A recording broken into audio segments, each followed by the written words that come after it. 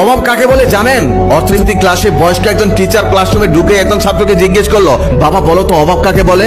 ছেলেটি তখন উত্তরে বলল, অর্থনীতিতে বস্তুগত বা অবস্তুগত কোনো দ্রব্য পাওয়ার আকাঙ্ক্ষাকে অভাব বলে। শিক্ষক তখন তাকে আবার বলল, এটা তো অর্থনীতির ভাষায়, সাধারণ ভাষায় অভাব কাকে বলে? অর্থাৎ অভাব বলতে তুমি কি বোঝো? ছেলেটি তখন মাথা নিচু করে বেঞ্চের দিকে তাকিয়ে রইল।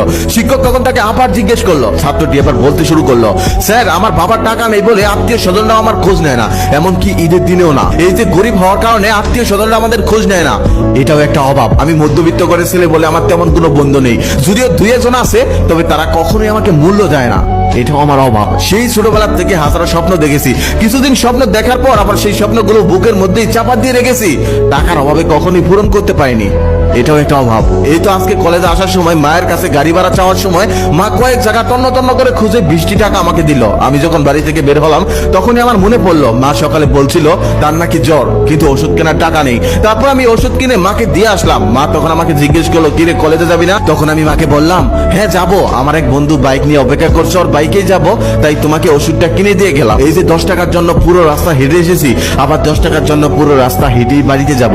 এই যে 10 টাকার জন্য পুরো রাস্তা হেঁটে যাওয়া আর মায়ের সাথে মিথ্যা কথা বলা, এটাও একটা অভাব। সেদিন বাবা অনেক রাত করে বাসায় ফিরলো। বাসায় ফেরার পর মা জিজ্ঞেস করলো, এত রাত হলো কেন? বাবা তখন বললো, ওভার টাইম করেছি। মা তখন বললো, 2 দিন ওভার